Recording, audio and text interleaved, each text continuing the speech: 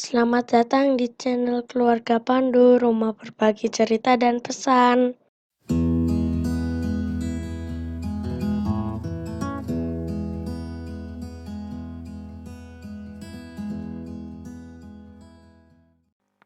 Selamat malam Bapak-Bapak.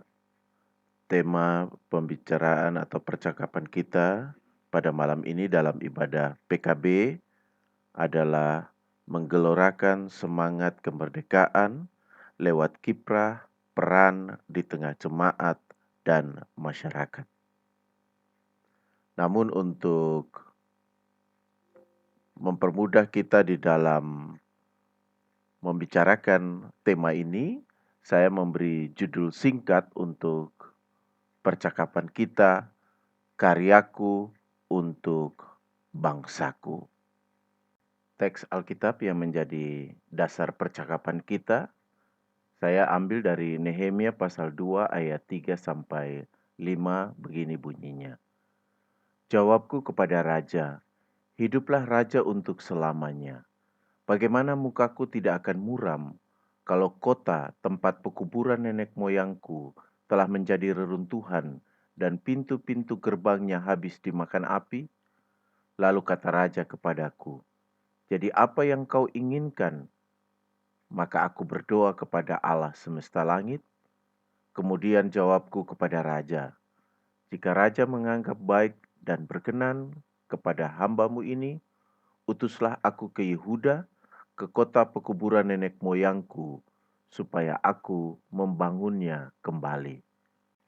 Bapak-bapak anggota Persekutuan Kaum Bapa yang saya kasihi, kalau kita membaca Yeremia 29 ayat 7, dalam teks ini dikatakan, bekerjalah untuk kesejahteraan kota-kota tempat kamu kubuang.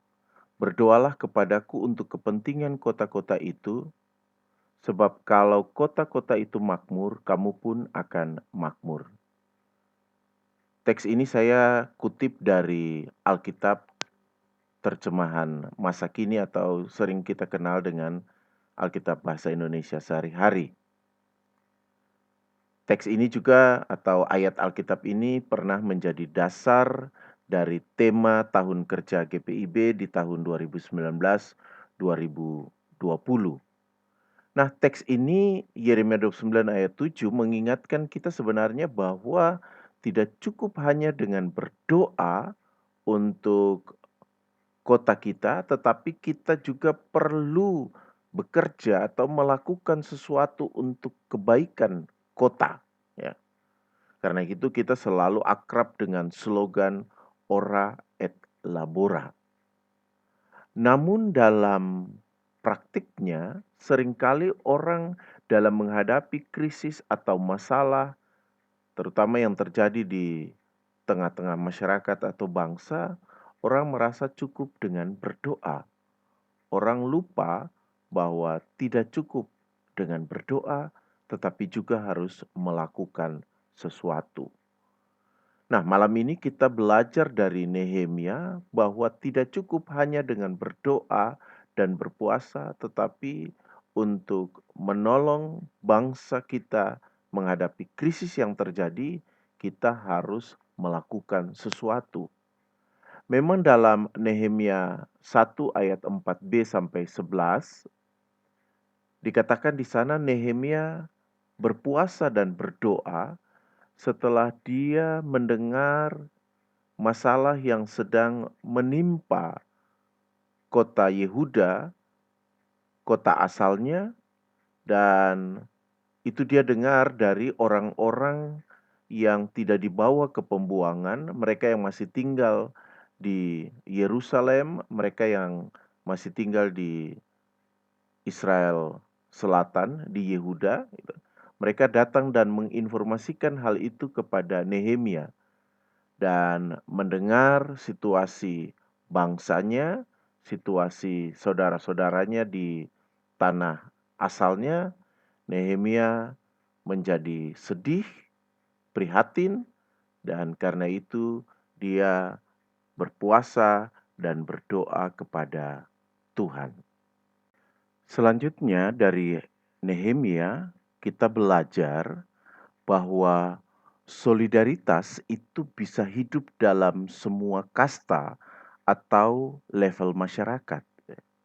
Solidaritas tidak hanya milik orang dari kalangan atas atau kalangan berpendidikan atau mereka yang seringkali kita anggap sebagai orang-orang dengan kedudukan atau posisi yang baik, tetapi solidaritas itu milik semua orang, dia bisa ditemukan dalam semua level masyarakat. Dari kisah Nehemia, kita belajar bahwa Nehemia sekalipun hanya seorang pelayan minuman dari raja, ya, meskipun posisi itu juga bukan posisi yang sembarangan, walaupun dia bukan pejabat, dia bukan seorang rohaniawan yang dihormati oleh masyarakat, tetapi dia punya solidaritas yang luar biasa. Dia punya kepedulian yang luar biasa kepada saudara-saudara sebangsanya. Nehemia juga menunjukkan kepada kita bahwa hidup di perantauan tidak berarti kita kehilangan solidaritas dengan saudara-saudara kita sebangsa. Saya sebut solidaritas kita semua basudara. Itu yang seringkali kita lihat dari kelompok-kelompok masyarakat. Yang saya lihat itu misalnya masyarakat Gunung Kidul, masyarakat Wonogiri, yang mereka punya solidaritas yang begitu besar. Paguyuban-paguyuban mereka itu punya hubungan yang kuat dengan daerah asalnya, sehingga kalau ada apa-apa mereka memberikan bantuan yang luar biasa kepada daerah asal mereka. Nehemia juga mengajarkan kita bahwa hidup enak di perantauan tidak harus menghilangkan solidaritas kita semua basudara. Menghilangkan solidaritas kita kepada saudara-saudara kita di daerah asal kita yang juga punya masalah, yang mengalami krisis dalam kehidupan mereka. Tadi sudah saya katakan, sekalipun Nehemia itu hanya seorang juru minum yang menyediakan minuman untuk raja, tetapi dia punya kehidupan yang enak, dia punya kehidupan yang menyenangkan. Kalau kita membaca Nehemia 2, percakapan Nehemia dengan raja, kita bisa membayangkan ada sebuah kehidupan yang begitu nyaman gitu. Apa yang dia butuhkan, raja berikan. Raja bahkan tawarkan, apa yang kamu ingin saya bantu? Oh, dia mendapat perhatian yang luar biasa dari raja. Jadi hidupnya itu sebenarnya nyaman, menyenangkan.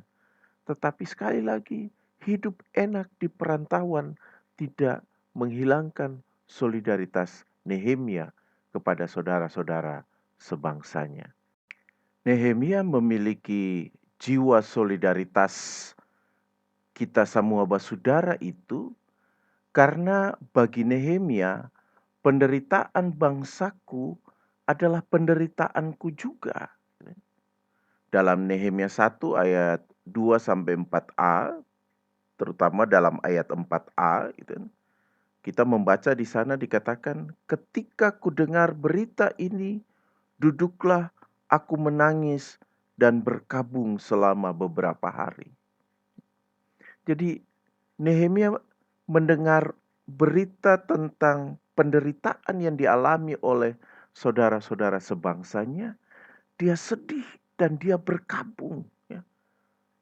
Perkabungan itu menjadi sebuah tanda dari sebuah pergumulan batin yang dalam dari Nehemia. Ya. Jadi perasaan senasib sepenanggungan sungguh besar dalam diri Nehemia.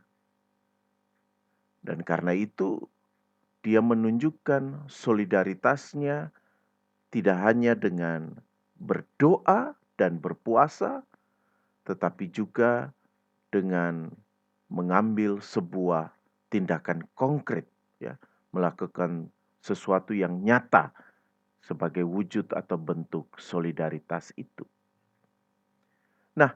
solidaritas ini juga mendapat dasar teologisnya dalam pemahaman Nehemia bahwa panggilan untuk melakukan sesuatu untuk kota Yehuda, melakukan sesuatu untuk bangsanya yang sedang mengalami krisis itu adalah karena tugas dari Allah, ya. Itu penghayatan Nehemia, ya. Kalau kita baca di dalam ayat 12b dikatakan begini, "Aku tidak beritahukan kepada siapapun rencana yang akan kulakukan untuk Yerusalem yang diberikan Allahku dalam hatiku." Jadi pemahaman Nehemia, tugas itu diberikan Allah kepada Nehemia di dalam hatinya. Karena ini tugas dari Allah, Nehemia sungguh-sungguh menghayati tugas yang diberikan Allah kepadanya. Nah, ini slide terakhir dari presentasi saya, kemudian kita nanti akan berdiskusi. Nah, keluar dari kenyamanan itu bukan sesuatu yang mudah, karena seringkali orang sudah merasa nyaman dan sulit bagi dia untuk keluar dari kenyamanan itu. Tetapi malam ini kita belajar bahwa Nehemia berani untuk keluar dari kenyamanan itu. Dia berani mengambil resiko keluar dari kenyamanannya demi berbuat sesuatu untuk bangsanya, demi berbuat sesuatu untuk saudara-saudaranya yang sedang mengalami masalah, yang sedang ada dalam krisis, ya. Nah, Nehemia mengambil resiko itu, tetapi dia juga melakukannya dengan hati-hati. Dia sangat bijaksana di dalam mengambil keputusan dan menyampaikan hal itu kepada raja apa yang menjadi niatnya.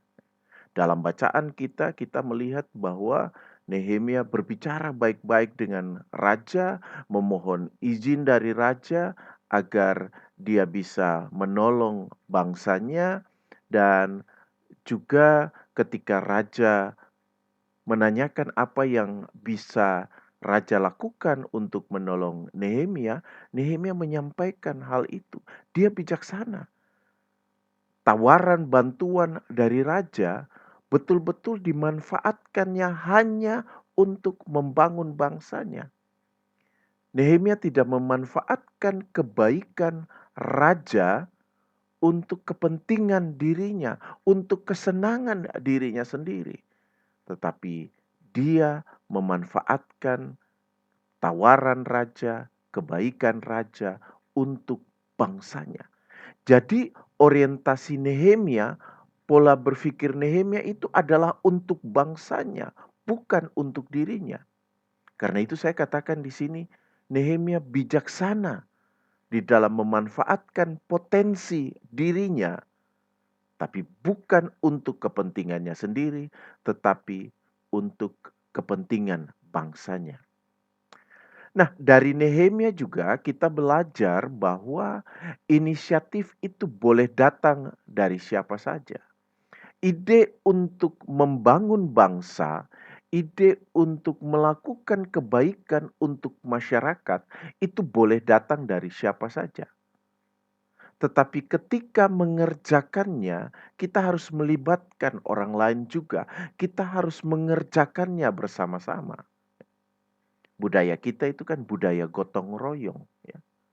Kita bekerja bersama-sama. Karena itu siapapun punya ide, siapapun punya gagasan, kita lakukan itu bersama-sama. Kita belajar dari Nehemia dalam Nehemia pasal 2 ayat 17b sampai 18, kita di sana melihat bahwa Nehemia juga menyampaikan apa yang menjadi ide, menjadi gagasan dari pikiran-pikirannya dari Nehemia, ya.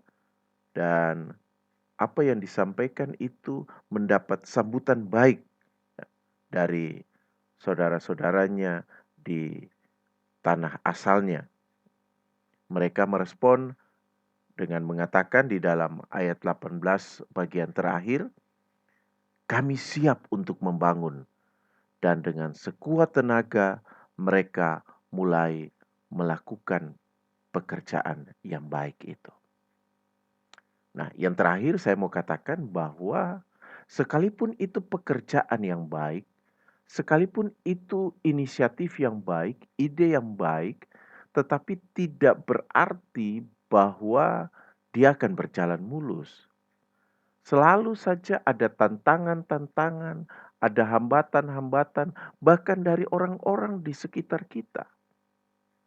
Saya itu selalu membaca di media-media sosial, ya. Tiap hari pagi atau sore saya itu buka Twitter dan melihat di sana ada banyak kicauan, ya.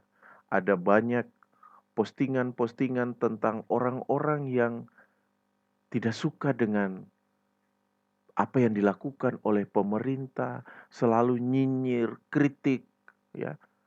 Pemerintah sudah melakukan hal-hal yang baik untuk masyarakat, tapi ada saja kritik yang disampaikan, ya. Ada kritik yang baik juga, tetapi ada yang cuma hanya nyinyir, sukanya protes, ya. Pak Jokowi dianggap ya tidak kompeten di dalam melakukan tugasnya, tidak kompeten sebagai seorang presiden dan karena itu diminta mundur dan sebagainya. Orang-orang yang cuma hanya nyinyir, bisanya kritik tetapi tidak melakukan apa-apa untuk bangsa. Nah, Nehemia mengalami situasi yang sama juga gitu. Dalam bacaan kita ada 3 orang yang seringkali disebut sebagai ya orang-orang yang menjadi penghambat dalam kerja Nehemia dan saudara-saudara sebangsanya. Mereka adalah Sanbalat, ya, lalu ada Tobia dan juga ada Geshem, ya. Nah, tetapi tantangan dan hambatan yang dialami ini tidak mengendorkan semangat Nehemia dan juga saudara-saudara yang lain. Mereka bekerja dengan penuh semangat, mereka bekerja dengan sungguh-sungguh, ya. Jadi mereka sudah mengambil keputusan, Nehemia sudah mengambil keputusan, dia juga mewujudkan itu di dalam ketekunan, dalam kesetiaan untuk melakukan tugas itu dengan baik. Saya lalu ingat apa yang dikatakan di dalam Ibrani 10 ayat 24, gitu, yang saya artikan itu sebagai nilai penting dari etos kerja orang Kristen, ya. Dalam Ibrani 10 ayat 24 dikatakan, dan marilah kita saling memperhatikan supaya kita saling mendorong dalam kasih dan dalam pekerjaan baik. Terutama kata dalam pekerjaan baik. Saya pernah mengulas teks ini, Ibrani 10 ayat 24, dan dalam kata dalam pekerjaan baik, khususnya pekerjaan baik, saya menemukan di sana bahwa ada nilai, ada etos kerja yang baik dalam nilai kekristenan itu, ya. Jadi pekerjaan yang baik itu bukan hanya menunjukkan bahwa pekerjaan itu punya kualitas yang baik, tetapi bahwa pekerjaan itu juga menghadirkan apa? Semacam keteladanan, ya. Dalam pekerjaan yang baik itu juga ada inisiasi, ada keteladanan, terutama bahwa pekerjaan baik itu dia baik karena dia dilakukan dengan sungguh-sungguh, dia dilakukan dengan hati yang diberikan sepenuhnya dan tuntas dalam melakukan pekerjaan baik. Nah, kita belajar tentang keteladanan dari etos kerja orang beriman itu dari Nehemia ini juga. Bahwa kalaupun kita menghadapi tantangan dalam melakukan tugas pekerjaan yang sudah kita putuskan ingin kita kerjakan, tetap lakukan itu dengan baik. Tetap kerjakan itu dengan baik sampai tuntas. Nah, itu pengantar dari saya, itu penjelasan dari saya. Selanjutnya kita bisa mendiskusikan bagian ini. Terima kasih. Dan sekarang saya mengajak kita untuk lalu mari kita sharing gitu kan. Sebagai kaum bapa, apa yang bisa kita bicarakan atau apa yang bisa kita eh, ya usulkan untuk menjadi peran dari kaum bapa atau bahkan juga kaum atau orang Kristen maksud saya gitu kan, di tengah-tengah pergumulan bangsa saat ini gitu kan. Apa yang bisa kita lakukan sebagai orang Kristen untuk bangsa kita saat ini di tengah-tengah krisis yang ada gitu kan. Dan sekali lagi saya selalu katakan ketika kita bicara tentang krisis bangsa, kita bicara melakukan sesuatu untuk bangsa, iya, kita agak sedikit membuka diri untuk tidak mengatakan, ya saya buat gereja jadi baik itu juga sudah untuk bangsa. Tapi mari kita sudah terlalu sering melakukan untuk gereja, mari coba kita berpikir keluar dari gereja itu. Apa yang bisa kita lakukan untuk masyarakat, untuk bangsa ini. Nah mari silakan, bapak-bapak yang mau bicara, silakan unmute eh, mic-nya, lalu silakan sampaikan saja saya mau bicara, lalu silakan sampaikan pemikirannya. Mari silakan. Boleh Pak Iya, Pendeta ya. mari silakan Pak Bowo. Ya. Terima kasih Pak Pendeta untuk ulasan dari bacaan Nehemia pasal 2 ayat 3 sampai 5 ini. Mungkin sebelum jauh kita berbicara tentang apa yang harus kita lakukan untuk bangsa dan negara, seringkali bahwa di dalam lingkungan yang lebih kecil pun itu ada problem, ada permasalahan. Contoh mungkin di dalam lingkungan persekutuan di jemaat lah. Ketika kita menyampaikan suatu kebenaran, ya yang kebenaran mungkin memang relatif. Tapi maksud saya bahwa ketika saya merasakan itu suatu kebenaran dan harus saya sampaikan, maka seringkali justru tidak memperoleh tanggapan yang baik. Bahkan seringkali dianggap ini orang terlalu terlalu banyak cakap gitu ya. Iya. Banyak cakap. Nah, ini menjadi persoalan. Bagaimana kita mau membangun sebuah persekutuan yang baik dan bagus jikalau ketika kita berbeda pendapat saja maka itu sudah dianggap tidak baik gitu. Dan seringkali justru menjadi kalau dikatakan dimusuhi mungkin terlalu ini ya, terlalu ya dianggap inilah yang terlalu vokal itu seringkali dianggap mengganggu. Iya. Itu satu itu di dalam lingkup jemaat. Lalu pengalaman dalam pekerjaan pun demikian. Ketika kita mempunyai suatu gagasan dan ide, karena mungkin sebagai anak buah, itu, maka itu pun juga tidak dihargai, bahkan tidak boleh atau tidak bisa dilaksanakan. Walaupun pada akhirnya gagasan dan ide itu ternyata pada akhirnya juga dilaksanakan. Nah itu yang pengalaman yang pernah terjadi lah di dalam kehidupan kita ini. Jadi dalam lingkup kecil pun seringkali kita susah gitu ya. Kita susah untuk bersikap bersikap benar gitu, atau susah untuk kita menyampaikan ide-ide dan gagasan yang sesungguhnya itu baik. Kenapa saya katakan itu baik? Karena pada akhirnya bahwa ide dan gagasan itu dilaksanakan, gitu lah. Iya. Tetapi sebelumnya itu tidak dianggap, bahkan tidak perlu harus dilakukan. Nah, berkaca dari ini, bagaimana saya juga terkadang berpikir bagaimana kontribusi kita sebagai orang dalam berbangsa dan bernegara yang skopnya jelas jauh lebih besar, dan mungkin kita juga harus menceburkan diri dalam katakanlah mungkin masuk di dalam politik praktis mungkin, karena jikalau kita tidak masuk ke sana ya gagasan-gagasan dan ide-ide itu hanya sebatas ya mungkin angan-angan saja gitu.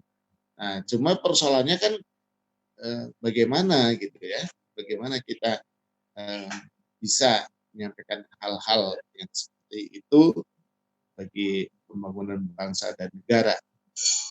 Mungkin sementara itu dulu Pak Pendeta, terima kasih. Iya. Iya.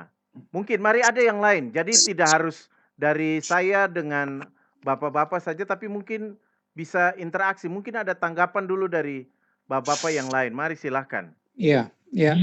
Dengan saya Pak, dengan Rainer Iya, Pak Oce. silakan Pak Ren. Ya, jadi barangkali tadi Pak Bowo sudah menyampaikan dalam perspektif jemaat dan tempat bekerja. Nah, saya mau melihatnya dari perspektif lingkungan. Karena biar bagaimanapun kita ini kan makhluk sosial, sehingga interaksi di lingkungan itu dapat menjadi ladang kontribusi orang Kristen terhadap lingkungan di mana dia ada. Tapi demikian, yang saya lihat setidaknya dalam konteks lingkungan saya aja dulu di sini, kita di kompleks ini, itu menjadi banyak kendala terhadap orang Kristen karena saya mengatakan itu penolakan. Karena kenapa penolakan? Sejak semula dalam pembentukan pemerintahan lingkungan, orang Kristen itu tidak pernah diajak untuk turut serta berkontribusi. Orang Kristen itu hanya kewajiban saja yang dibutuhkan. Tetapi pikiran, ide, maupun tenaga tidak dibutuhkan sebenarnya. Kayak gitu. Tidak pernah mengajak. Nah, ini salah satu kendala juga untuk kita, orang-orang Kristen. Banyak kali dan mereka melakukannya itu, melakukan kegiatan-kegiatan kebersamaan di lingkungan itu pada hari Minggu pagi. Antara jam 7 sampai jam 10. Nah, hari Minggu itu kan sebenarnya kesulitan untuk kita kan harus ada di gereja umpamanya. Apalagi kalau saya umpamanya pas tugas kan nggak mungkin ya meninggalkan tugas pelayanan di gereja. Nah, ini yang menjadi kerepotan sebenarnya buat kita.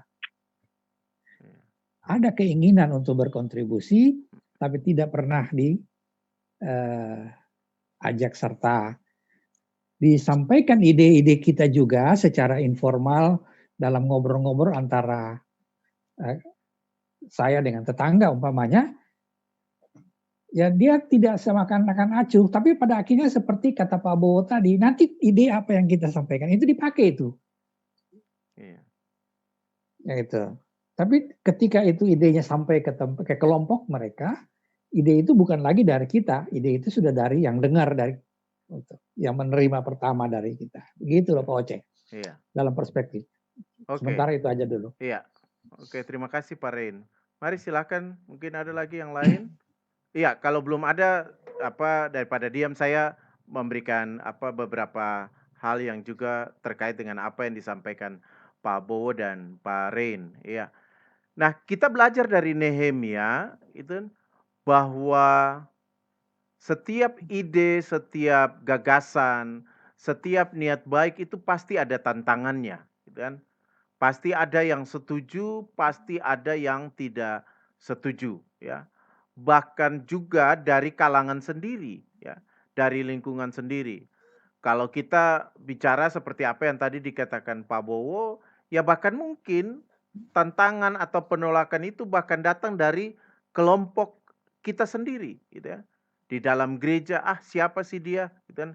Siapa sih Joseph Yanusa itu kan? Kenapa kita harus dengar dia, gitu kan? Ya.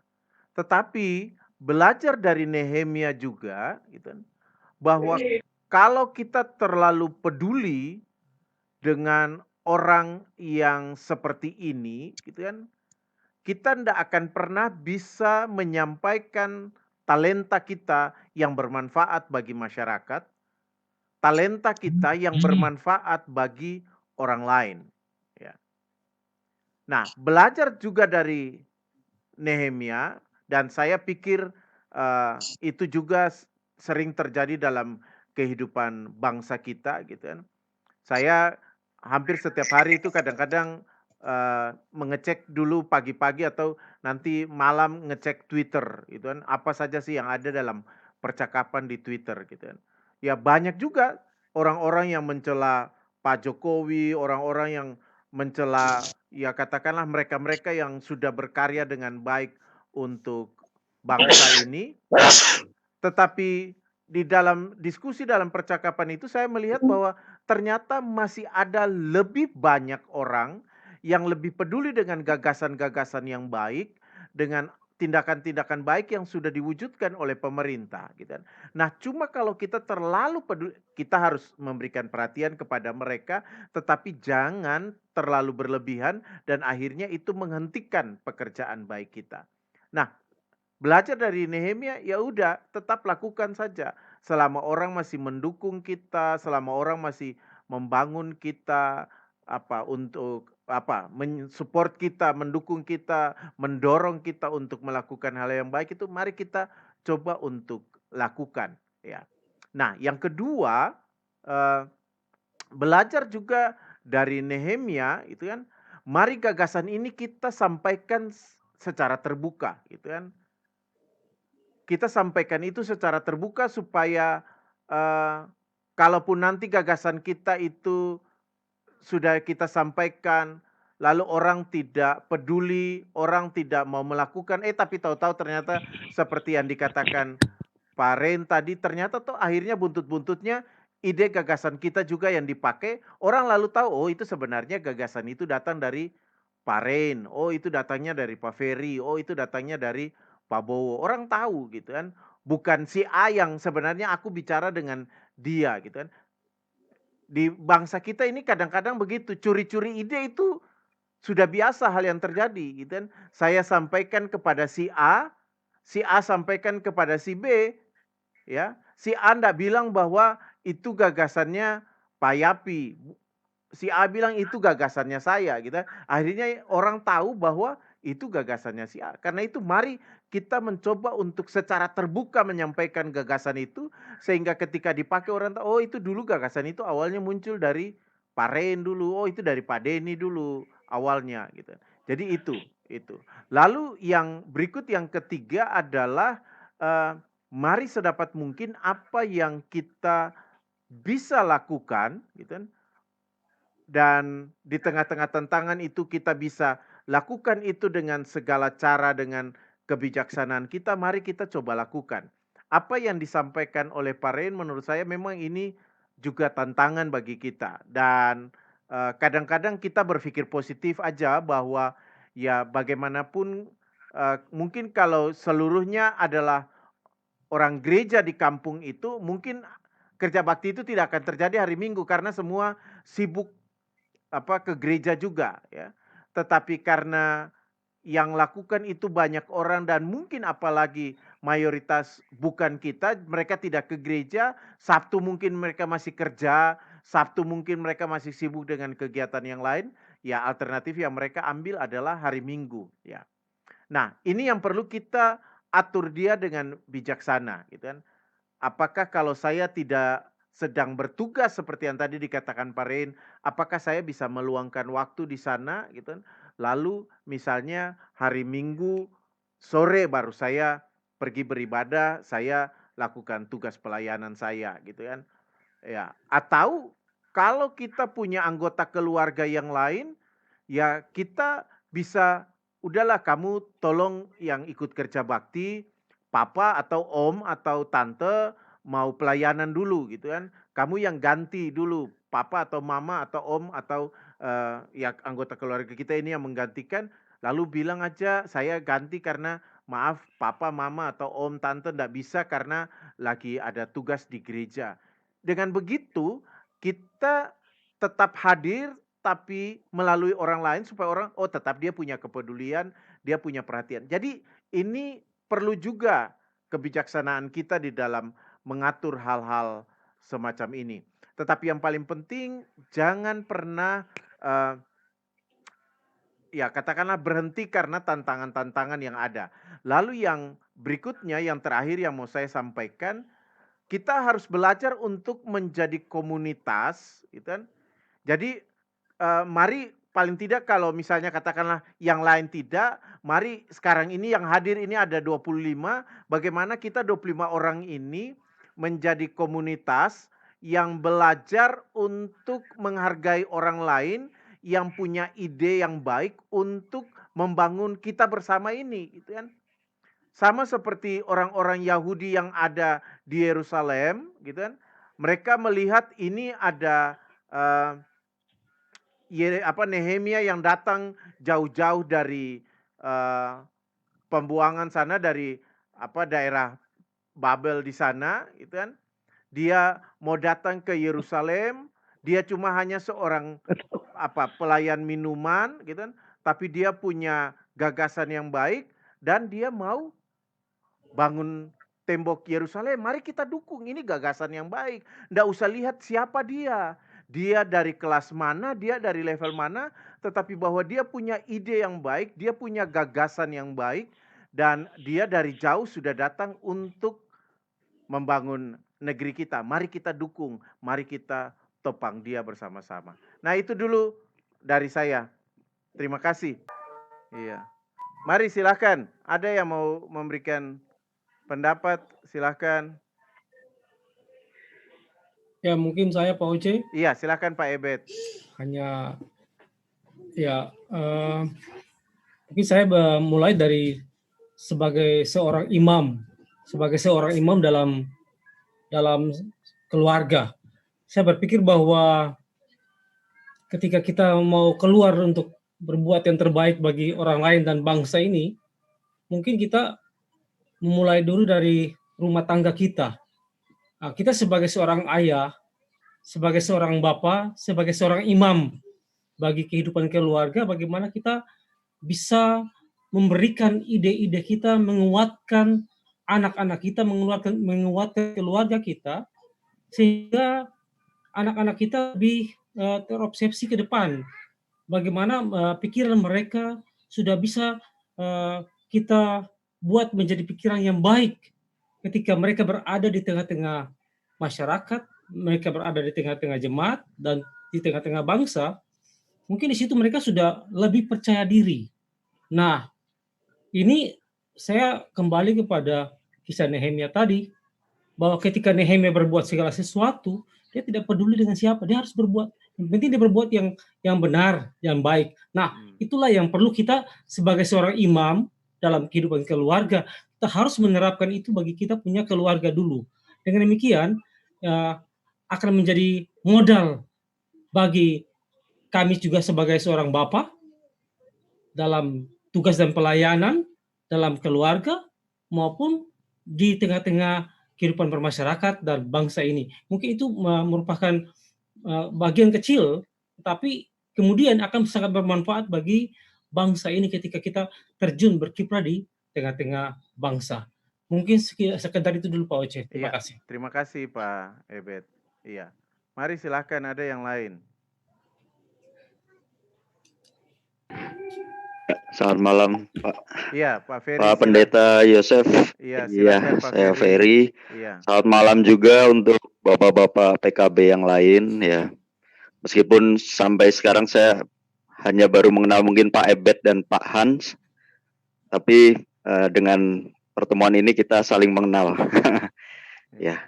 Ya, untuk pembahasan firman, artinya firman yang sudah disampaikan Pak Pendeta Yosef Hanusa. Luar biasa Pak Pendeta, saya merasa bersyukur ya setelah sekian lama kita tidak mendengar firman dalam ibadah PKB terutama, tapi kalau ibadah minggu sih kita tetap jalan ya Pak ya. Iya. Ya.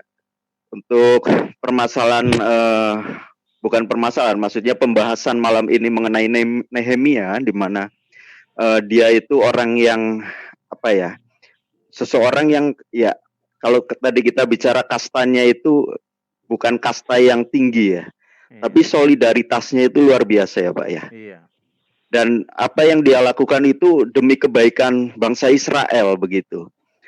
Yang mana apa yang dia lakukan itu malah justru banyak yang menghambat atau tantangannya itu luar biasa ya Pak. Ya, dengan kehidupan kita PKB terutama ya Pak ya, karena kita dalam sebagai ya tadi kalau Pak Ebet bicara mengenai kita adalah imam di dalam keluarga. Sedang tadi pertanyaan dari Pak Pendeta sendiri adalah apa yang dapat kita lakukan untuk bangsa kita sebagai ya sebagai pengikut Kristus ya atau sebagai orang Kristen begitu. Yang kita lakukan ini ya kalau kita ambil kacamata dari masyarakat yang umum, masyarakat Indonesia di mana mayoritas adalah orang Muslim.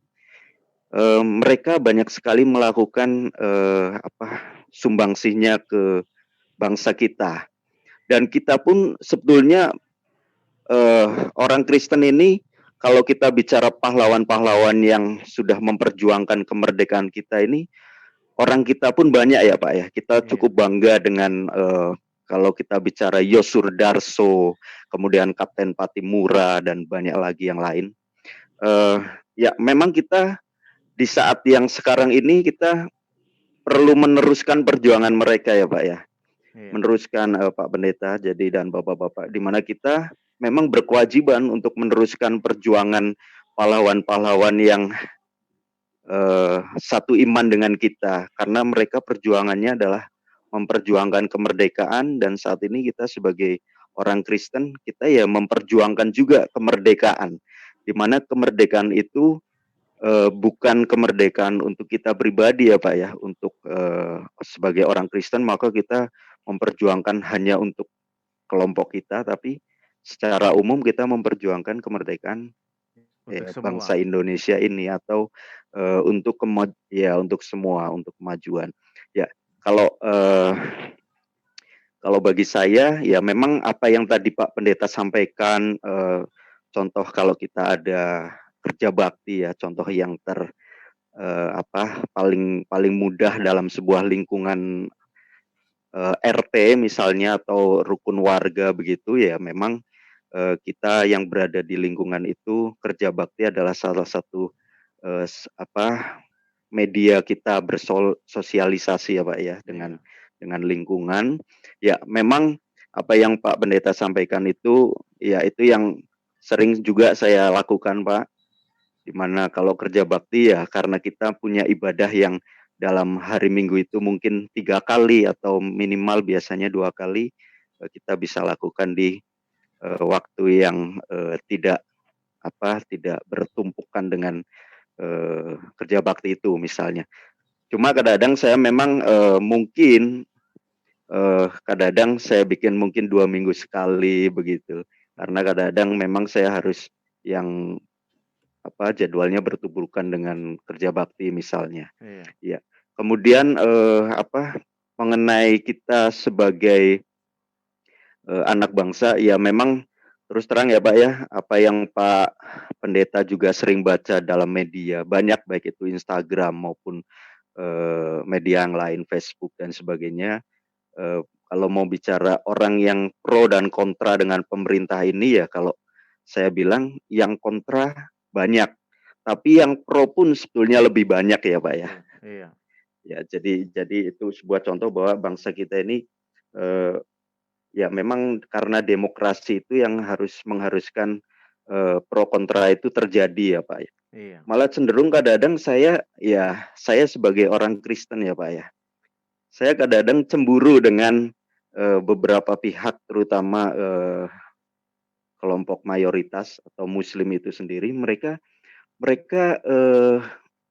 dengan sangat entengnya atau mudahnya untuk memberikan masukan-masukan, sumbangan pikiran untuk bangsa kita ya Pak ya. Iya. Kalau kita mungkin kita dengar beberapa aktivis-aktivis yang mereka betul-betul mendalami perjuangan-perjuangan orang-orang pahlawan seperti itu, mereka memperjuangkannya sampai sekarang.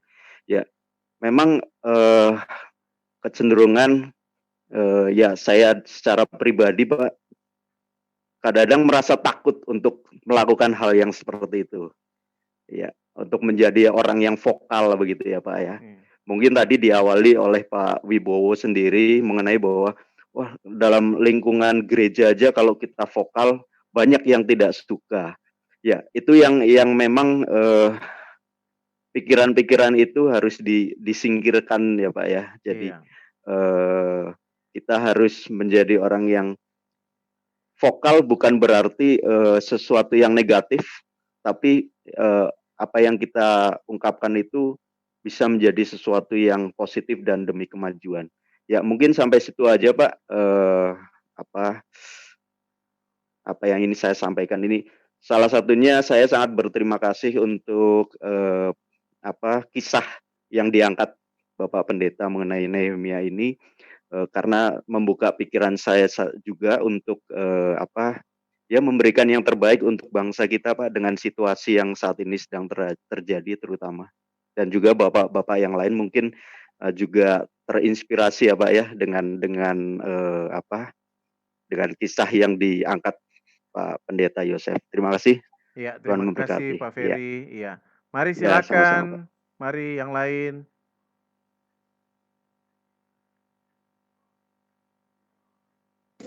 Ya, mungkin nambahin Pak. Iya Pak Bowo, silakan. Paling tidak ketika kita ingin membangun suatu bangsa, khususnya pada saat sekarang inilah. Sekarang ini kan begitu banyak sekali hoax yang berseliweran. Iya. Ya, melalui WhatsApp gitu terlalu banyak, termasuk juga masalah yang pandemi corona ini kan. Nah seringkali bahwa kita juga tanpa melakukan cek dan recheck itu meneruskan informasi-informasi yang sesungguhnya itu hoax. Nah mungkin belajar dari sini juga bahwa jari kita jangan terlalu mudah men-share hal-hal yang kita tidak tahu persis atau paling tidak kita melakukan cek dan recheck baru kita melakukan share itu. Jadi dengan demikian maka kita juga tidak menjadi bagian yang merusak kehidupan. Kalau kita melakukan share ke satu grup atau beberapa grup yang kita ikuti, padahal itu berita hoax, maka sesungguhnya kita sudah membuat resah juga masyarakat.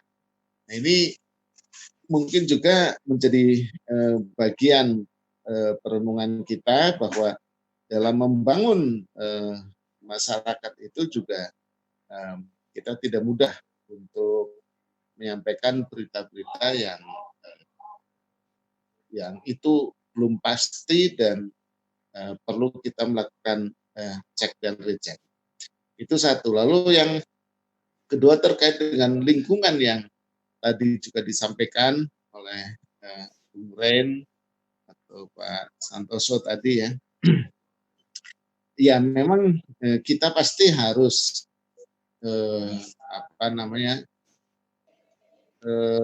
terlibat juga di dalam lingkungan. Walaupun pasti di lingkungan masing-masing itu berbeda-beda. Ya, saya bersyukur bahwa di lingkungan saya itu paling tidak kalau ada kegiatan-kegiatan yang dilakukan hari Minggu pagi, dan karena sekarang saya juga termasuk dalam kepengurusan RT, maka saya tidak setuju dan saya sampaikan itu bahwa hari Minggu adalah harinya umat Kristiani untuk beribadah.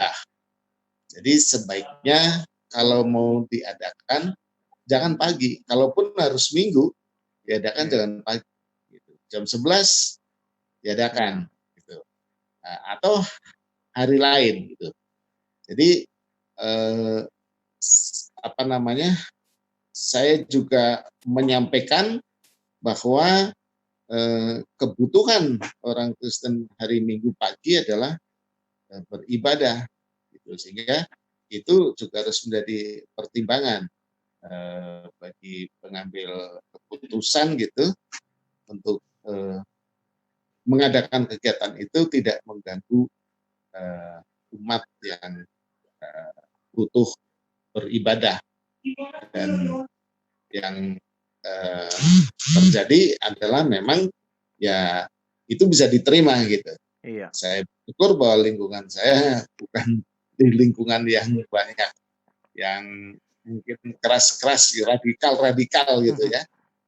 Mungkin kalau di lingkungan yang banyak yang radikalnya memang perjuangannya akan lebih berat lagi. Tapi paling tidak kita harus berani menyatakan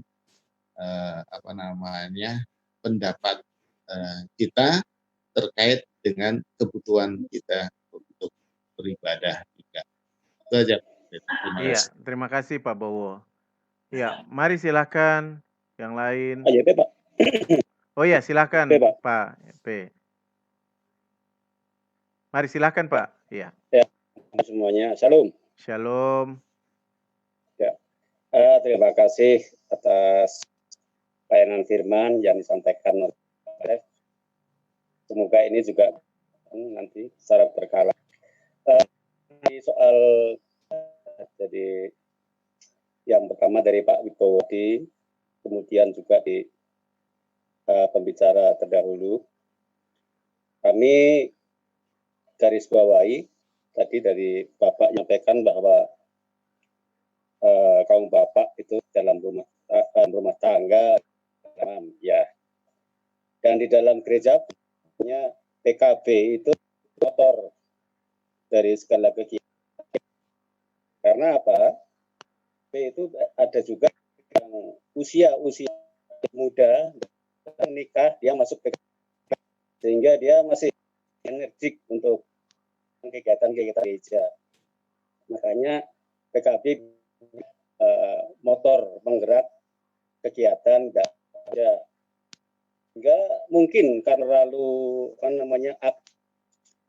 sehingga kadang berbenturan dengan ya mungkin pengurus-pengurus dari yang lain itu. Kalau menurut saya mengantisipasi mestinya disampaikan dulu apa yang mau kerjakan, cocok atau lebih bagusnya energi dengan kegiatan, dengan program yang diakan di dalam itu yang telah disusun. Saya kira pasti mendapatkan. Kemudian soal tadi kerja kampung ya mestinya kita tidak frontal untuk nyetop di minggu kerja bakti. Saya kira nggak begitu, karena juga pengurus dan seksi kebersihan dan itu umum kalau di minggu itu kerja bakti begitu ya. Nah, adalah untuk sosialisasi sebetulnya, bukan untuk bersih sampai bersih, sosialisasi. Nah, kalau kita ibadah 8 hanya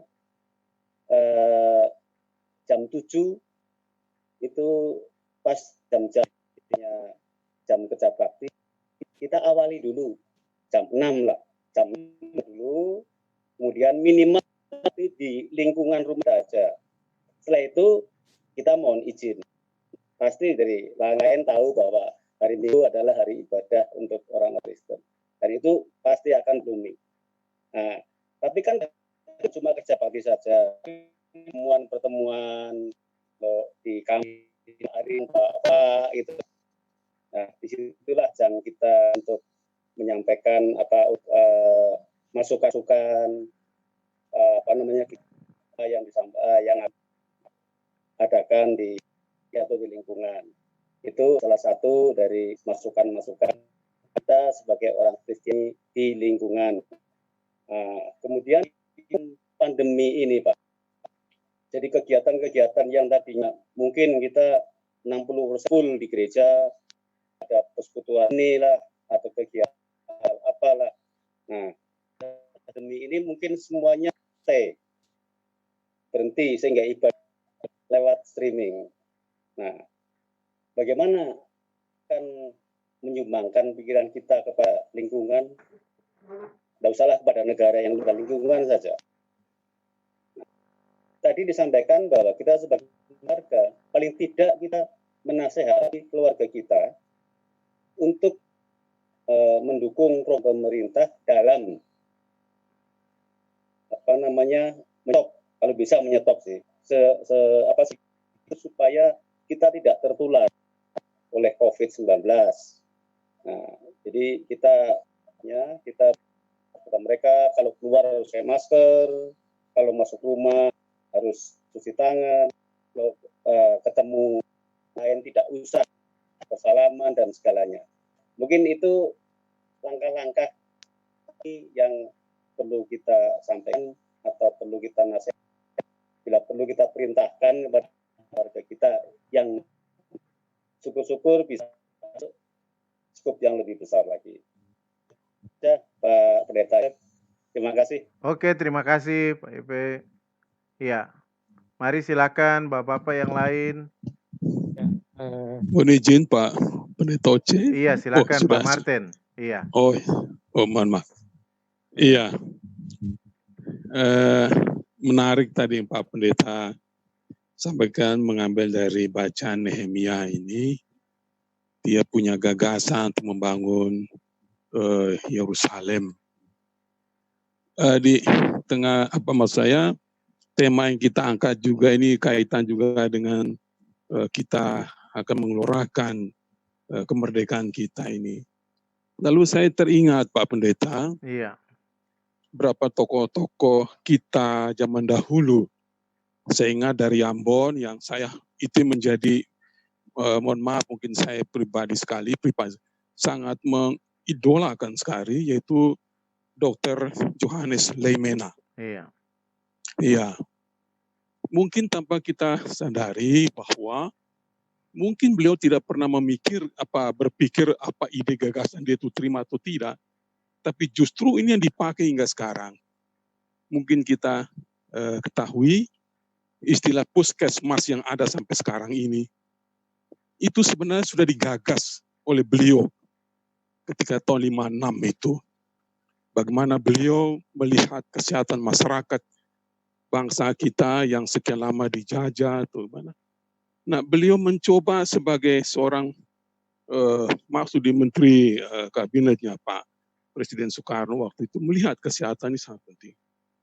Lalu dengan berbagai gagasan beliau itu dia tidak istilah sekarang puskesmas, tapi bagaimana pelayanan kepada masyarakat bawah sampai level bawah. Dan itu yang akhirnya menjadi sebuah institusi sekarang menjadi puskesmas. Dan itulah menjadi gagasan beliau, ya, sebagai seorang anak Tuhan, ya, dia mencoba implementasikan iman percayanya untuk masyarakat lebih luas. Dan yang kedua lagi, saya juga jadi ingat ketika tahun 80-an, sempat dimuat juga di media cetak di kota Jogja, mungkin kita kenal juga, mungkin Pak Pendeta Oce tahu juga, Profesor Herman Yohanes. Ketika tahun 80-an bangsa kita ini berpikir bagaimana energi minyak itu pasti akan habis. Ya, kita tahu bahwa tahun-tahun itu pernah mungkin kalau kita ingat ada embargo minyak dari negara-negara Timur Tengah kepada negara-negara Barat, sehingga negara Barat juga cukup istilahnya pusing tujuh kali juga. Karena pada waktu itu belum ada energi alternatif. Nah tapi sama juga namanya ini Pak Yohanes ini mencoba gagas yang namanya briket batu bara, arang itu dari sisa-sisa sampah bakarannya dia buat. Nah, yang menjadi menarik buat saya ketika ada seorang wartawan media cetak Kota Yogyakarta di Harian Jogja juga, loh Pak, dia bilang, Profesor, waktu itu Pak Yohanes berada di rumah sakit Bethesda dalam perawatan. Dia katakan wawancaranya, loh dia panggil juga Pak Yo, loh Pak Yo, itu karya Bapak kok nggak dipatenkan? Ya, kan itu nanti diambil orang lain tuh. Nah, orang mungkin wartawan atau orang akan mendengar jawaban beliau, oh ya saya akan, tapi justru jawaban yang tidak pernah dipikirkan oleh kita, dan beliau mengatakan, ini gagasan ini saya terima dari Tuhan dengan cuma-cuma, maka saya berikan dengan cuma-cuma. Saya tidak perlu mempatenkan. Ya silakan orang mengambil. Dan menurut saya luar biasa. Artinya beliau-beliau yang saya sebutkan ini tadi pada nama pertama, begitu luar biasa mereka ya mencoba gagasan-gagasan itu untuk bangsanya ini. Cuma memang pada selanjutnya kadang-kadang kita juga jadi melupakan mereka.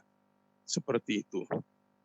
Nah, kaitan tadi kawan-kawan bilang bagaimana peran-peran mereka terhadap bangsa ini, paling tidak sekecil tadi Bapak sebelum saya tadi, bagaimana lingkungan kerja di kampung. Saya terus terang aja, tinggal saya juga di kampung, 50 meter dari masjid.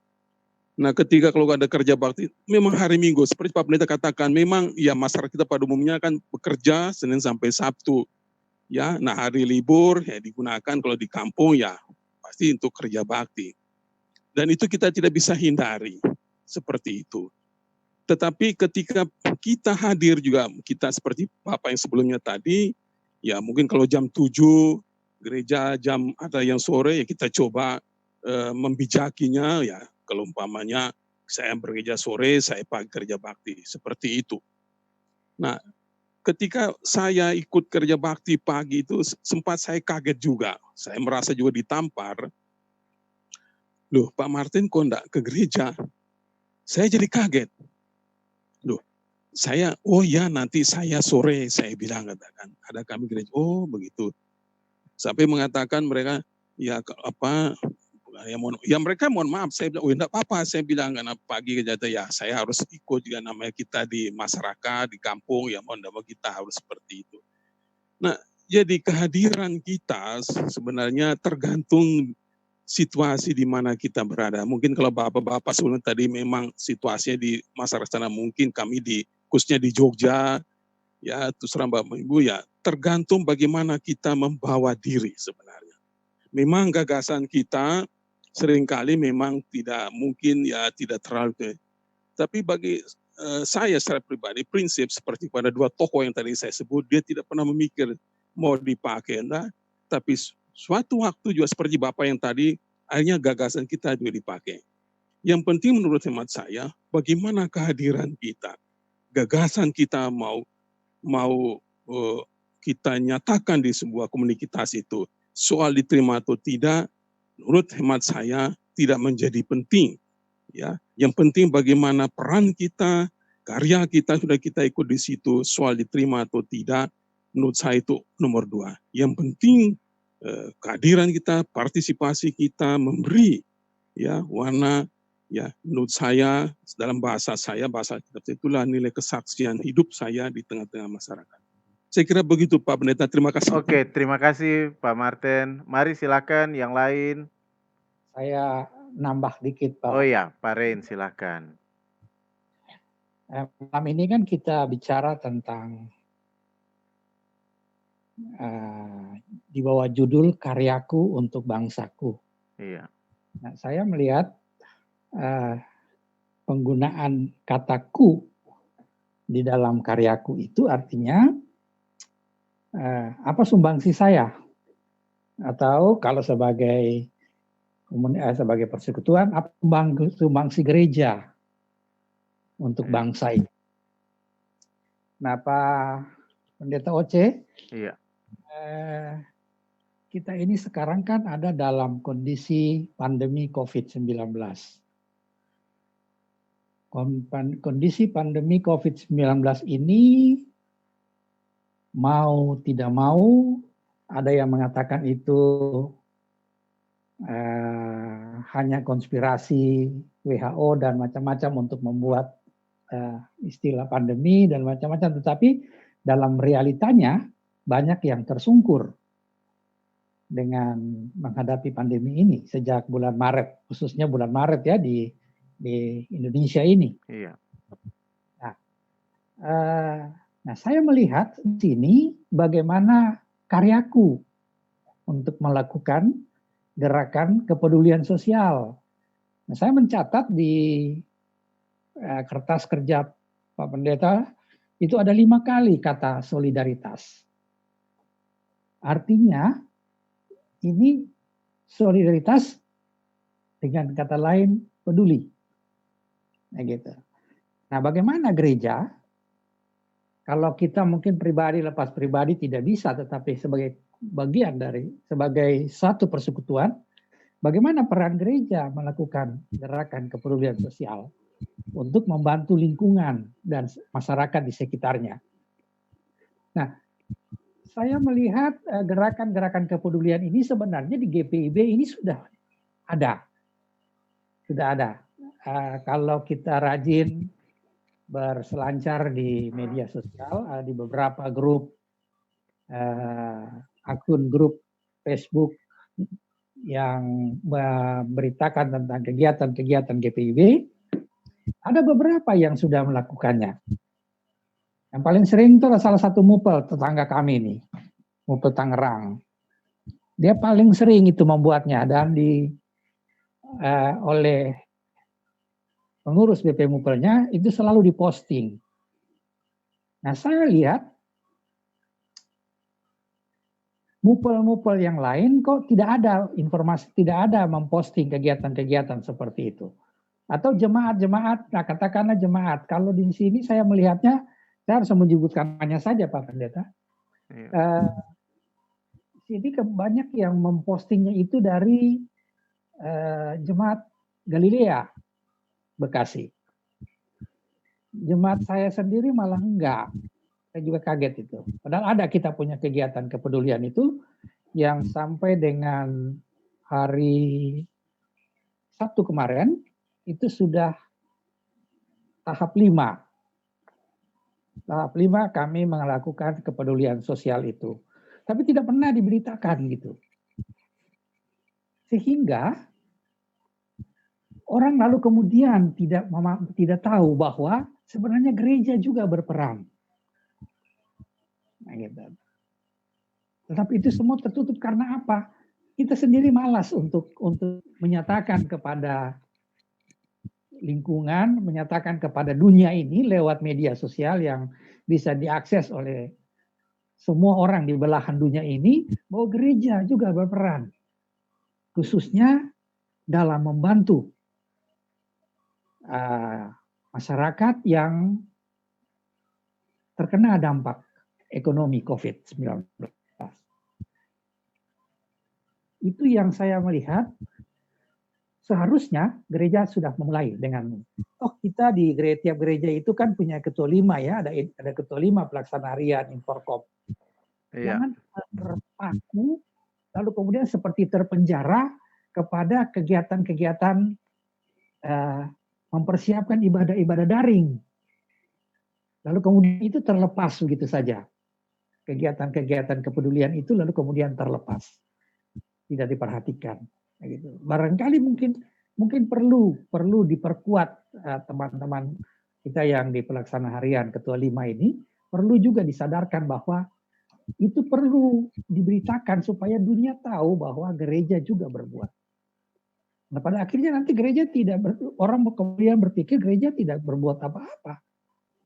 Begitu Pak Oce, itu saya buat saya. Oke, terima kasih Pak Ren. Ya, mari silakan Bapak-Bapak yang lain. Pak Pendeta Oce, Iya, boleh silakan Pak ikut Novi. ngobrol. Iya, silakan Iya. Pak Novi. Pak Pendeta Oce, saya ingin dapat arahan, dapat pencerahan sedikit sebenarnya dari Pak Pendeta Oce. Juru minum itu ya, itu bukan jabatan yang biasa ya Pak Pendeta Oce ya. Iya. Gitu. Jadi cukup istimewa Iya. gitu.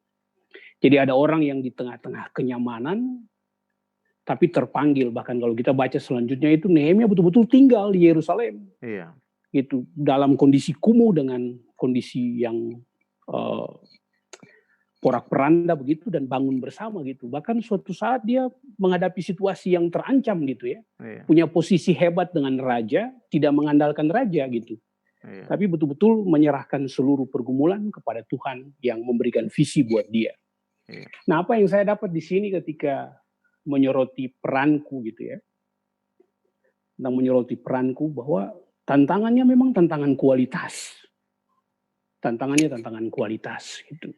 Bahwa ketika kita misalnya menghadapi situasi yang krisis begini, maka memang tantangan kualitas itu menjadi hal utama untuk memastikan kita bisa survive apapun gitu. Menghadirkan ibadah yang berkualitas, memberikan kesaksian yang berkualitas, menghadirkan peran kita atau diri kita dengan ide apapun itu, tantangannya tantangan kualitas gitu. Nah, kalau kita bicara tentang tantangan kualitas, kita tidak mempermasalahkan lagi soal siapa menerima, siapa menolak. Gitu. Karena kita mau menghadirkan sesuatu yang betul-betul punya value. Seperti pengantar yang disampaikan oleh Pak Martin tadi dengan kedua tokoh kita sebelumnya, Om Yolemena dan Pak Yohanes gitu. Jadi memang tantangannya kualitas gitu. Nah, yang kedua kalau bicara tentang kualitas, tidak peduli publisitas gitu. Iya. Tidak peduli publisitas. Nehemia yang penting dapat surat untuk melewati batas-batas itu dan dia lakukan. Dia lakukan bahkan dengan senyap gitu. Dan prosesnya tuh kelihatan gitu. Yang paling penting adalah peranan kita efektif. Soal publisitas bahkan akan lebih bernilai kalau orang lain yang bicara. Bukan kita lalu kelihatan, wah saya melakukan sesuatu begitu.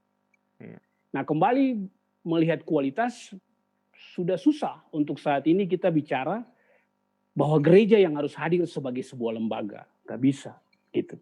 Gereja terbatas sekali. Karena ketika kita hadir sebagai sebuah persekutuan, jangan-jangan klaster baru. Begitu. Kita hadir, gereja sudah membenahi kita cukup. Sekarang itu kualitas dituntut dari kita untuk hadir gitu. Untuk hadir. Gitu. Kalau kita setiap kali harus gereja, setiap kali harus persekutuan, gerakan kita akan lamban.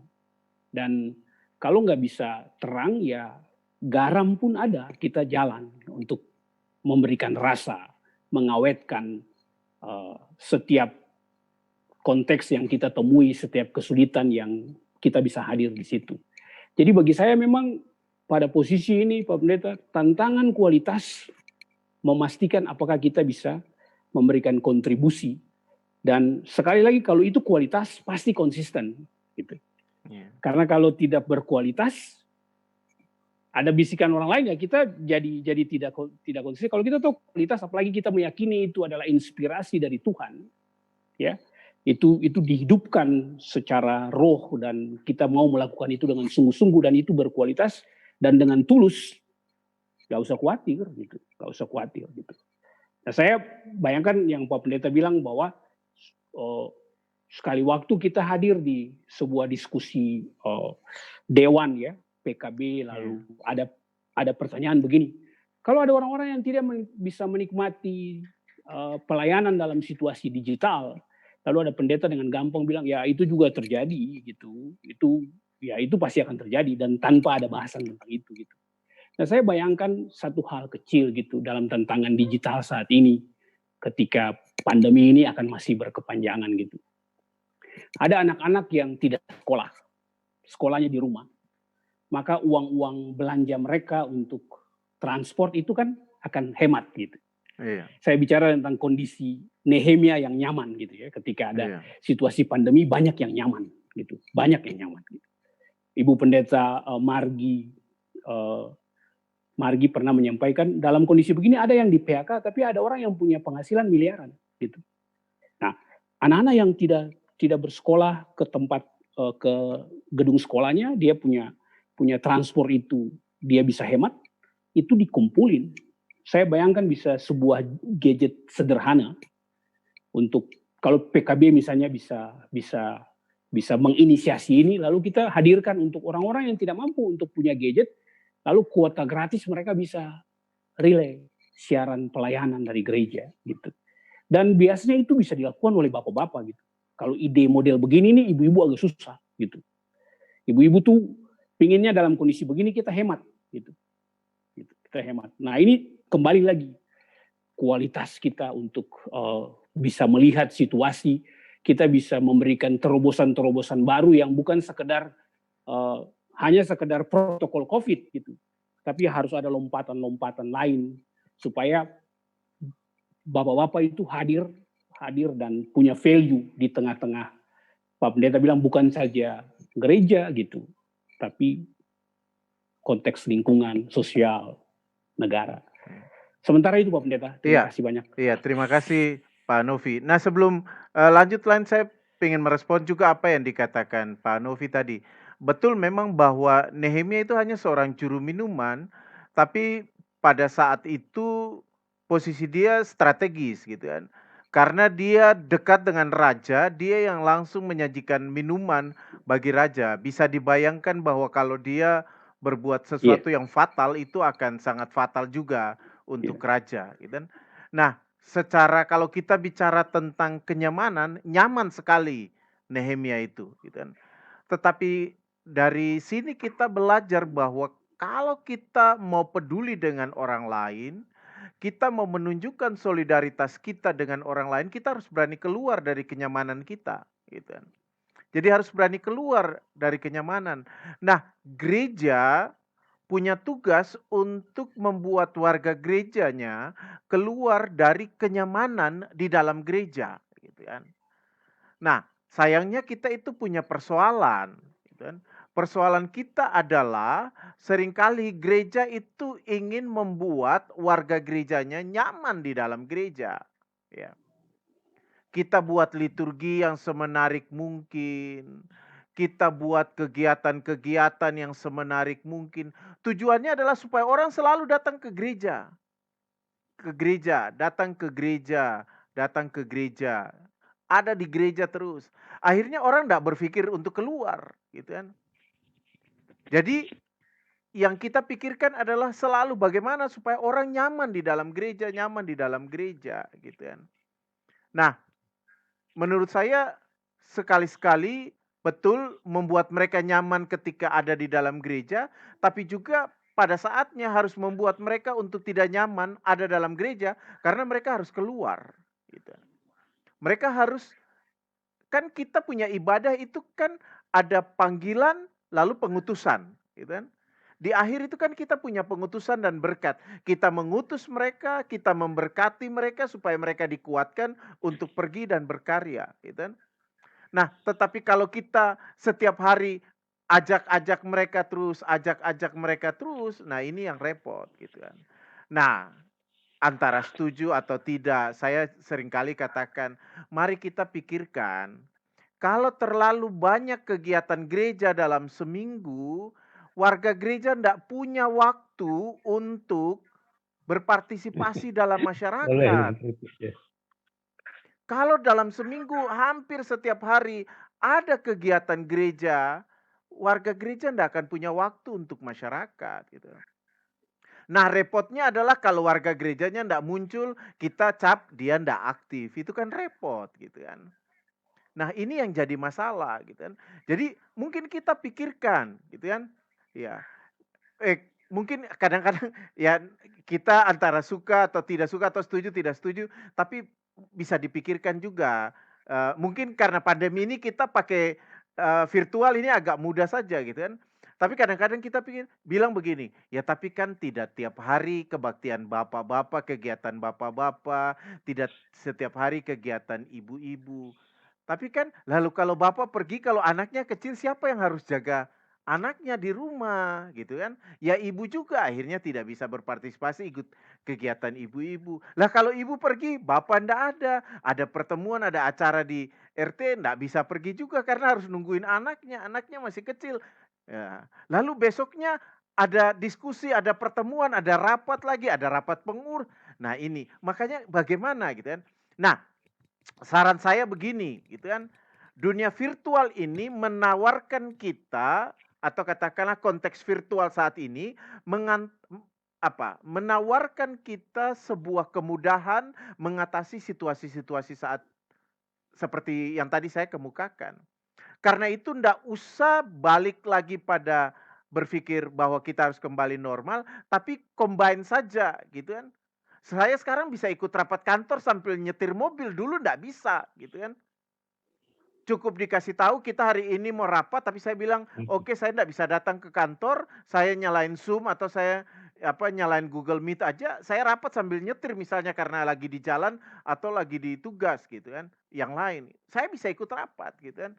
Nah, tapi bayangkan kalau misalnya kita harus rapat gereja, harus pertemuan, ya macam-macam. Nah, kalau Bapak ibadah di rumah seperti ini kan masih bisa sambil lihat anak gitu kan, lalu ibu ada kegiatan yang lain di luar kan masih bisa gitu kan. Tapi kalau kita semua harus onsite, nah itu yang repot. Nah, karena itu pikirkanlah virtual ini sebagai sebuah alternatif untuk menolong kita, menjembatani kita dengan kelemahan-kelemahan kita di masa-masa yang sebelumnya. Ya. Lalu yang kedua, kalau kita sudah bisa keluar dari kenyamanan di dalam gereja, belajarlah untuk berpikir lintas batas. Ya. Berusahalah untuk berpikir keluar dari batas-batas kita dalam gereja, dalam kekristenan, dalam lingkungan kita saja, tetapi lebih pada yang lebih luas. Mari kita coba lakukan itu. Ya. Nah, karena itu saya juga katakan, karena itu kita tunjukkan itu, gitu kan. Nah, karena itu sekali lagi saya selalu karena ini dia punya hubungan, saya mau katakan begini, dunia virtual ini akan membuka dan menelanjangi kita untuk memperlihatkan kepada orang lain siapa kita, gitu kan. Jadi kalau kemarin tidak ada virtual itu kita cenderung bicara tentang diri kita sendiri. Mari dengan virtual ini dan orang bisa lihat siapa kita. Kita mulai belajar untuk sedikit demi sedikit. Belajar untuk tidak mikir diri kita sendiri. Tema-tema kita dalam ibadah kita itu mulai angkat. Tidak bicara lagi hanya keselamatan. Orang Kristen masuk surga apa dan sebagainya. Bahwa itu penting dalam kerangka iman. Tapi lalu orang akan lihat, oh orang Kristen ini cuma hanya bicara untuk dirinya sendiri. Gitu. Dia tidak bicara untuk orang lain. Gitu. Tapi mari, sekarang orang bisa lihat siapa kita. Dan karena itu kita mulai menunjukkan bahwa dulu itu kita terlalu eksklusif. Gitu kan. Itu bukan ajaran Kristus untuk kita. Nah sekarang kita mau menunjukkan ajaran Kristus yang sebenarnya. Bahwa di samping kita percaya pada Kristus, tapi Kristus juga mengajarkan kita untuk memikirkan orang lain. Karena itu mari kita mulai membahas hal-hal yang semakin mendorong kita untuk berpikir keluar dari lingkungan kita sendiri. Dan berani terima tantangan gitu kan. Berani terima resiko yang ada kalau sudah, yang tadi saya katakan di bagian akhir, kalau sudah memutuskan untuk begitu ya kerja sampai akhir gitu kan. Berani untuk menyelesaikannya dengan baik. Begitu saya merespons juga apa yang tadi sudah disampaikan Bapak-Bapak dan juga oleh Bung Novi. Tapi sebelum lanjut, saya tanya Pak Hans dulu, kita sampai jam berapa ini? Sudah 8.43. Asik soalnya Pak Pendeta. mau sampai jam 10 aja enggak apa-apa saya. Tapi menarik. Ya. Iya, tapi saya manut pembawa acara. Pak Hans. Oh, Pak Rence ada mau bicara sebentar. Tapi sebentar Pak Rence, saya tanya Pak Hans, kita bagaimana nih soal waktu? Ini mau jam 9.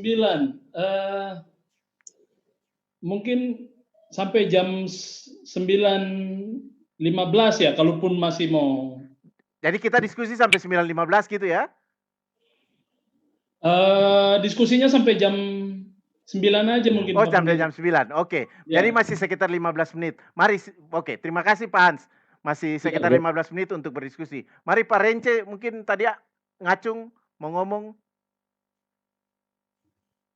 Ya, terima kasih Pak Oce. Maaf, saya kasih mati video saja karena posisi saya punya sinyal agak bermasalah karena saya ini sedang banyak kabut musim hujan. Di Ambon, di gunung lagi. Terima kasih Pak Oce.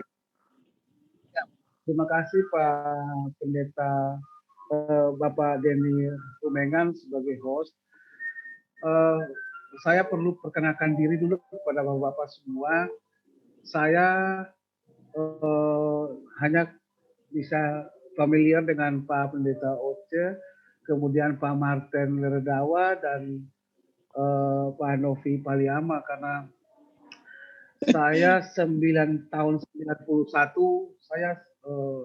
saya di CD. Saya menerima sakramen CD itu di GPJ Marga Mulia Yogyakarta, dan posisi saya sekarang ada di Ambon. Saya sangat bersyukur karena saya diizinkan masuk dalam link ini.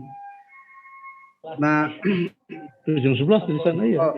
Iya, sudah mau jam Ya, 11 di sana. Jam 11 di sana. Iya, Pak Bung Renje. Ya, saya boleh lanjut ya, Bapak. Iya, silakan Pak Ren. Oke, terima kasih Pak Pendeta Oce.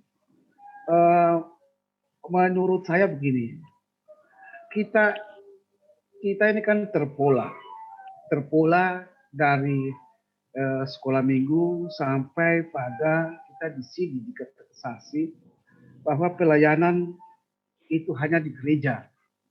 Ini pola yang menurut saya ini sudah masuk dalam frame doktrin gereja sebagai lembaga, sehingga kita kayak Pak Oce tadi bilang bahwa kita ada pada zona nyaman, kita enggan untuk keluar.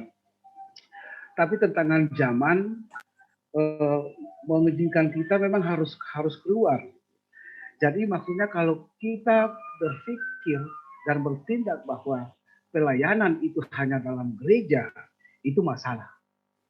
Bagi saya itu masalah besar yang gereja hadapi sekarang. Yang berikut bahwa kita harus sadari bahwa gereja ini ada dalam negara, bukan negara ada dalam gereja. Saya punya ingat waktu ujian waktu itu saya dikasih pertanyaan oleh waktu itu beliau masih dokter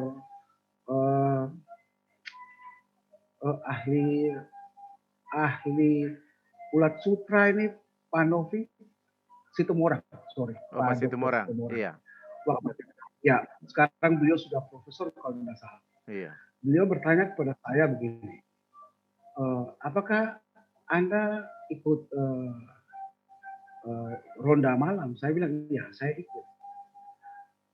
Apakah Anda ikut kerja bakti? Saya bilang saya ikut. Artinya bahwa pada saat itu beliau sudah menekankan kepada saya bagaimana gereja itu harus menjadi sesuatu di dalam negara. Kalau kita lihat struktur negara ini yang paling kecil karena itu di RT RW.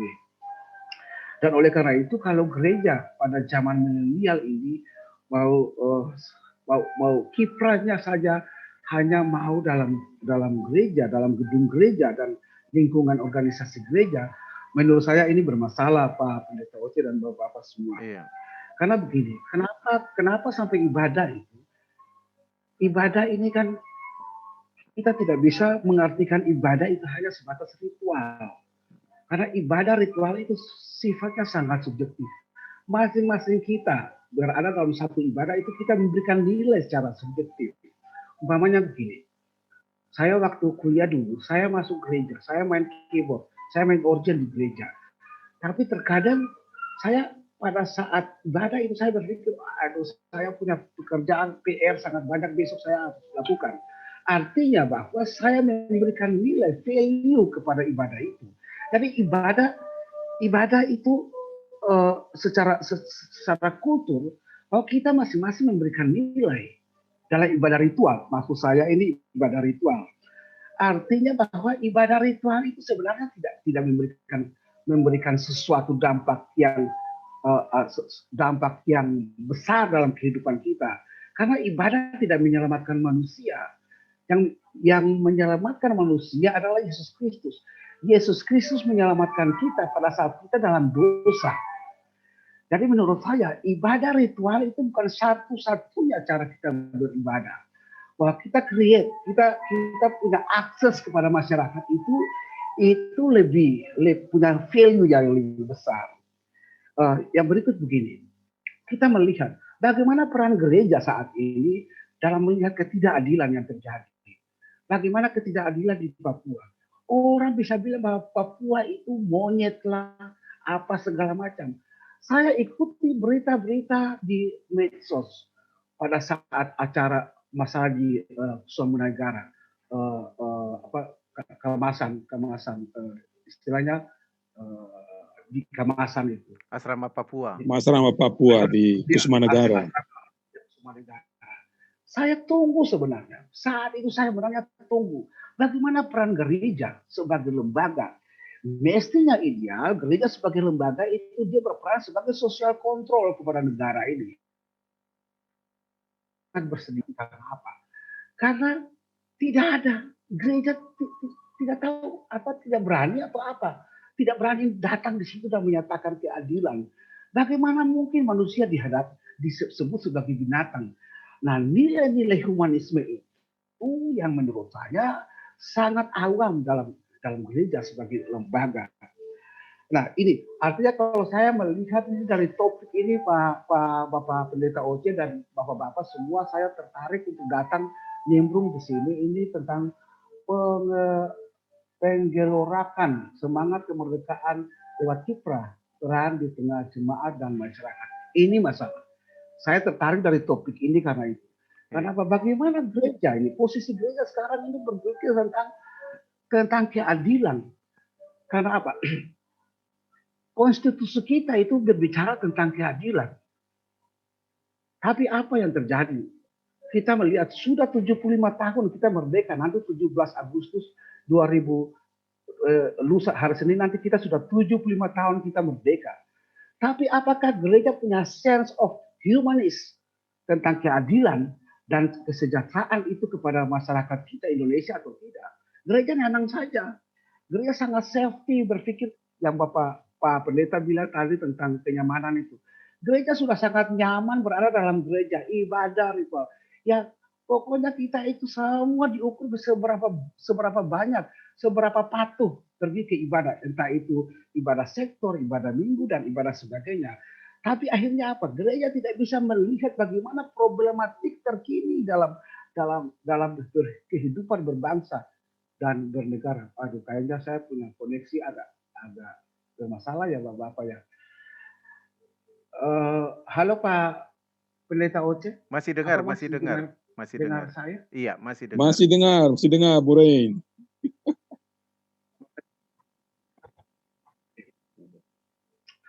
Oke, artinya bahwa kalau kita mestinya kita banyak action Pak Pendeta. Iya.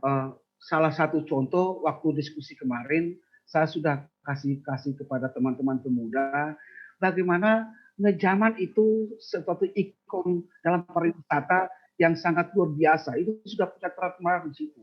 Kenapa generasi muda itu tidak bisa bikin festival ngejaman umpamanya? Merekrut semua karena di situ mahasiswa dari Merauke sampai ke Sabang itu ada di Yogyakarta. Kenapa teman-teman pemuda tidak meng-create itu sehingga ngejaman internasional, ngejaman festival. Kata ngejaman itu saja sudah menjadi trademark untuk Kota Yogyakarta. Nah, ini adalah bukti nyata menurut saya secara subjektif. Bukti nyata bagaimana peran gereja di dalam masyarakat. Untuk sementara itu Pak Oce, mohon maaf kalau ada yang tidak sesuai atau menyinggung, saya mohon maaf. Iya. Karena saya sangat terima kasih karena saya bisa diundang di forum ini. Terima kasih. Terima kasih Pak Rence, terima kasih. Mari 5 menit terakhir ada yang mau mengisi? Oke, kalau tidak ada ya karena mungkin waktu kita juga. Jadi Bapak-bapak kita boleh belajar dari percakapan kita bersama. Kita belajar dari satu dengan yang lain. Secara khusus belajar dari Nehemia bahwa dalam situasi di mana bangsa kita berada dalam krisis, kita seharusnya hadir untuk memberikan kontribusi sebagai bentuk solidaritas kita dengan bangsa kita, ya, supaya kita menunjukkan bahwa apa yang menjadi pergumulan bangsa kita adalah juga pergumulan kita orang-orang Kristen. kita sebagai gereja. Karena itu sebagaimana yang tadi juga kita sudah sampaikan berulang-ulang dalam pemikiran-pemikiran disampaikan oleh bapak-bapak, mari kita belajar untuk atau berusaha untuk keluar dari kenyamanan kita. Mari kita keluar dari pola-pola yang seringkali hanya memikirkan diri kita sendiri, dan mari ibadah kita lebih diarahkan pada upaya untuk menguatkan dan menyemangati kita untuk pergi hadir di tengah-tengah masyarakat dan berbuat sesuatu untuk masyarakat. Tuhan menolong kita semua untuk mewujudkan ini di dalam kehidupan kita sehari-hari. Terima kasih untuk pendapat dan masukan-masukan dan pemikiran-pemikirannya di dalam mendalami teks firman Tuhan ini. Terima kasih. Waktu selanjutnya saya kembalikan kepada Pak Denny. Baik, terima kasih Pak Pendeta yang sudah menyampaikan firman. Terima kasih juga